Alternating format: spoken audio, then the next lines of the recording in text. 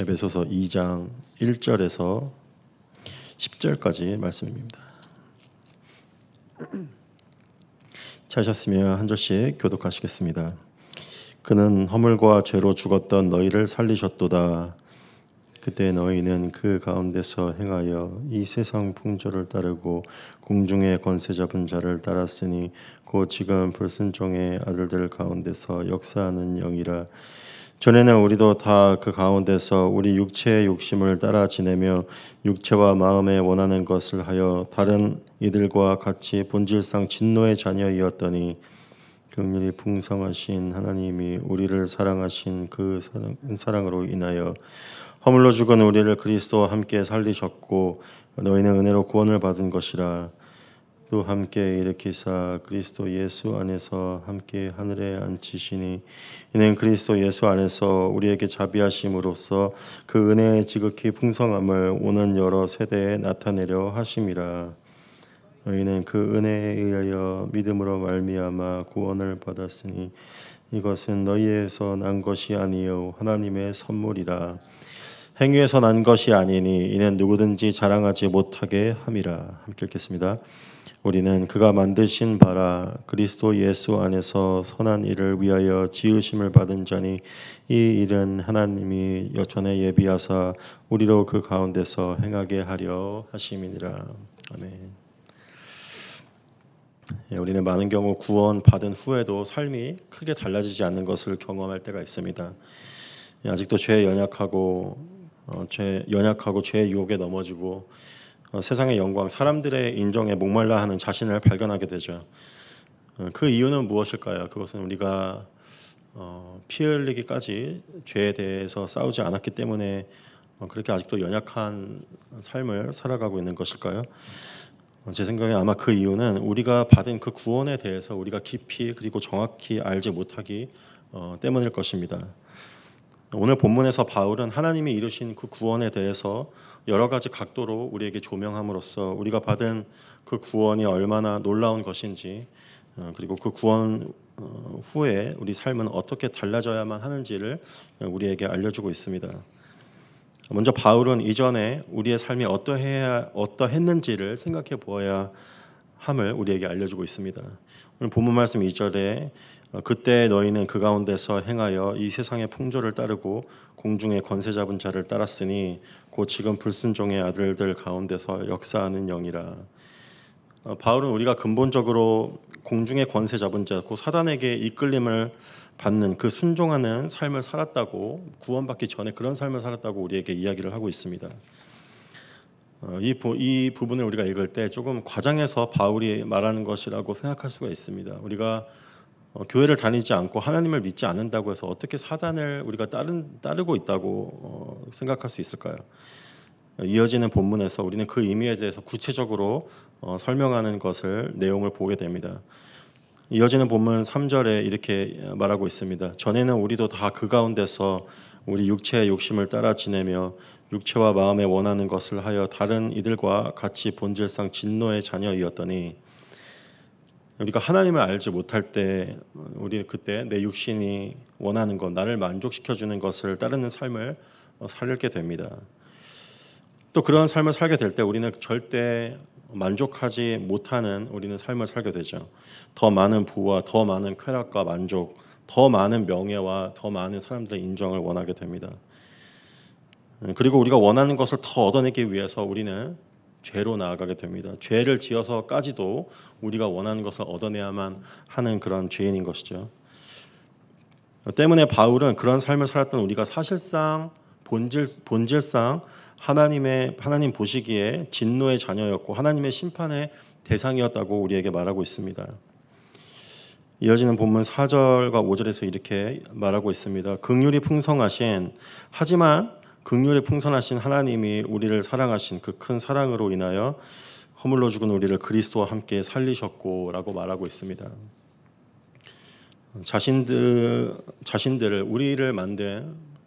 만든 창조주를 버리고 자신의 욕심을 따라 살아가는 죄인들을 향해 창조주가 분노하는 것은 마땅할 것입니다. 인간적으로 우리가 보았을 때도 그렇게 하는 것이 마땅한 것이죠. 내가 창조를 하고 사랑을 부어주고 모든 것을 주기를 원하는데 나에게 등을 돌리고 떠나고 나의 그런 것을 알아주지 못할 때 우리는 분노할 것입니다. 인간이기 때문에 우리는 그렇게 할 수 있는 것이죠. 하지만 하나님은 그렇게 하지 않으셨다고 말씀하고 있습니다. 하나님은 분노 대신 긍휼의 마음을 품으셨다고 말하고 있고 그런 죄인들을 하나님께서 사랑하셨다고 말하고 있습니다. 그 큰 사랑으로 우리를 그냥 죄에 빠져 있기 때문에 건져내야 하기 때문에 건져내신 것이 아니라 그들을 긍휼하게 여기셨기 때문에 그들을 사랑했기 때문에 그들을 건지시고 구원하셨다고 죽음에서 구원하셨다고 바울은 말을 하고 있습니다. 이어지는 구절에서 영어 성경으로는 so that이라고 말하고 있습니다. 그렇게 하심으로 우리를 그리스도 안에서 깨끗하게 하시고 의롭게 하시고 자녀 삼아 주시고 그렇게 하심으로 그리스도 예수 안에서 우리에게 자비하심으로써 그 은혜의 지극히 풍성함을 오는 여러 세대에 나타내려 하심이라고 말하고 있습니다. 하나님은 자비하심으로써 우리에게 은혜를 베푸십니다. 이 자비와 은혜의 그 개념을 우리는 먼저 알아야 할 것입니다. 자비는 내가 받아 마땅한 것을 받지 않게 되는 것을 우리는 자비라고 부릅니다. 예를 들면은 죄인으로서 하나님의 앞에서 심판을 받는 것이 마땅한데 그렇게 하셔야 되는 것이 마땅한데 그것을 그렇게 하시지 않는 것, 그것이 자비를 베푸시는 것이라고 우리에게 말할 수 있을 것입니다. 은혜는 내가 받을 자격이 없음에도 나에게 그저 주어지는 것, 그것이 은혜라고 말할 수 있는 것이죠. 바울은 하나님이 우리의 삶에 계속되는 죄 가운데 우리에게 분노하시고 심판하셔야만 하지만 그렇게 하지 않으시고 또 죄인들에게 축복을 허락하셔서는 안 되지만 그럼에도 그 축복을 허락하시는 이유는 그리스도 안에서 모든 분노와 저주를 쏟으시고 우리를 자녀 삼아 주셨기 의롭기 때문에 의롭다고 하셨기 때문이라고 우리에게 말을 하고 있습니다. 또한 바울은 구원 이후의 삶과 구원받은 목적에 대해서 설명을 하고 있습니다. 10절에 이렇게 말하고 있죠. 우리는 그가 만드신 바라 그리스도 예수 안에서 선한 일을 위하여 지으심을 받은 자니 이 일은 하나님이 전에 예비하사 우리로 그 가운데서 행하게 하려 하심이니라. 우리를 새로 만드신 그리스도 안에서 새로 창조하신 그 이유는 그리스도 안에서 선한 것을 행하기 위해서 선한 것을 위하여 우리가 지으심을 받은 것이라고 바울은 이야기하고 있습니다. 바울이 말하는 그 선한 것은 무엇일까요? 우리가 여러 가지로 생각해 볼 수 있겠지만 예를 들면 성경적으로 봤을 때 하나님을 기쁘시게 하는 삶, 또 하나님과 이웃을 사랑하는 것, 또 하나님을 알아가는 것, 또 하나님께 영광을 나타내는 삶을 포함하고 있는 것일 것입니다. 그것에는 복음을 전하는 복음을 통해서 하나님 행하신 놀라운 일과 영광을 드러내는 것, 그것이 선한 것이라고 할 수 있겠죠. 우리가 이 본문 전체 안에서 이 내용을 봤을 때 이 모든 것은 구원받기 전에 나의 삶과 그 반대되는 것을 우리는 알 수가 있습니다. 나 스스로를 기쁘게 하고 나 스스로를 사랑하고 나의 영광을 나타내는 그 삶이 아닌 이 모든 것을 하나님을 위해서 하게 된다고 바울은 말하고 있는 것이죠. 우리가 얻게 된 영생과 그 구원에 대해서 우리가 생각할 때 그것이 아직도 우리의 마음을 움직이지 못하고 변하게 하지 못하는 이유는 첫째로 우리가 받은 그 구원을 그저 교리적으로만 이해하기 때문일 것입니다. 죄로 인해 예수님이 구원자로 우리에게 오셔서 십자가에서 죽으심으로 우리 죄를 해결해 주시고 우리를 믿음으로 의롭다 하게 하시는 그 교리적인 그 사실에만 집중하게 되는 것이죠. 하지만 오늘 본문에서 바울은 그렇게 교리적으로만 우리가 받은 구원을 설명하고 있지 않습니다. 우리가 받은 구원에 대해서 설명하는 가운데 하나님의 마음과 하나님의 가슴에 집중하고 있음을 우리는 보게 됩니다. 죄인들을 향해 품으신 마음, 어떠한 마음을 품으셔서 죄인들을 구원하셨는지에 대해서 바울은 그것을 우리에게 집중하도록 만들고 있는 것이죠. 우리는 구원받은 후에 다시 죄를 지음으로 다시 두려움과 다시 율법으로 돌아가게 됩니다.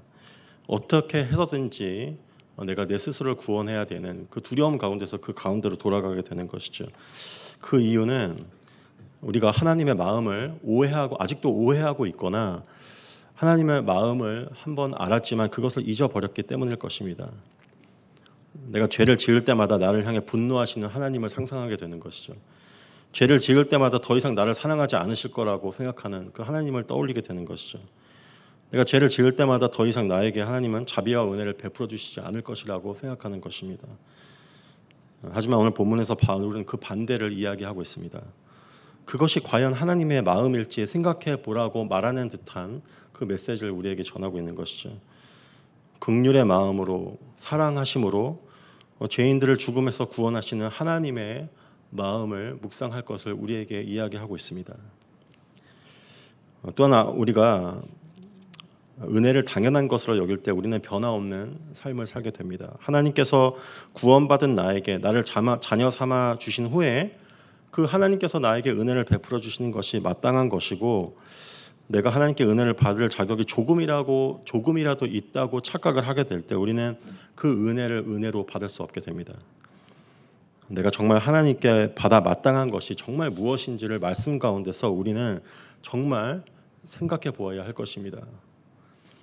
우리는 아직도 죄로 넘어지고 실패하는 삶을 살아가고 있습니다. 그리고 앞으로도 크게 달라지지 않을 것입니다. 그때 우리는 나의 죄가 아닌 십자가에서 보여주신 그 하나님의 마음을 우리는 묵상해야 할 것입니다. 자격 없는 자에게 베풀어 주시는 그 은혜를 생각하며 그리스도 안에서 값없이 주어진 그 용서와 그 은혜, 그 사랑, 그것을 우리는 깊이 묵상해야만 할 것입니다. 그 가운데서 우리가 하나님의 마음을 다시 한번 발견할 수 있을 때 우리는 더 이상 나를 위한 삶이 아닌 하나님을 위한 삶을 살게 될 것입니다. 그 축복이 저와 여러분에게 임하기를 축원합니다. 기도하시겠습니다. 주님 감사합니다. 오늘 말씀을 통해서 주님 죄 안에서 본질상 진노의 자녀였던, 영적으로 죽어있던 그 죄인들을 향해 분노하시고 저주하시고 심판하시는 것이 아니라 우리를 향해 긍휼의 마음을 품으시고 그 크신 사랑으로 우리를 구원해 내신 하나님을 바라보라고 말하는 그 바울의 이야기를 우리 듣게 됩니다. 주님, 우리가 아직도 우리가 받은 그 구원이 얼마나 놀라운 것이고, 그리고 그 구원 안에서 주님이 나타내기 원하시는 그 주님의 마음과 그 가슴을 우리는 잊은 채로, 알지 못한 채로 아직도 변화하지 않은 삶을 살아가고 있습니다. 주님, 우리가 말씀 안에서 주님이 어떤 마음으로 우리를 구원해 내셨는지, 그리고 어떤 마음으로 지금도 자비와 은혜를 우리에게 베풀고 계시는지를 우리가 생각하고 묵상하게 하여 주시옵소서. 주님의 마음을 발견할 때 우리는 주님의 마음을 알 뿐 아니라 주님의 마음으로 우리 이웃을 바라볼 수 있을 것입니다. 그 마음을, 그 가슴을 발견하는 우리 모두가 될 수 있도록 저희를 인도하여 주시옵소서. 감사합니다. 예수님의 이름으로 기도드렸습니다. 아멘. 오늘 저에게 주신 말씀 묵상하며 나아갈 때 주님께서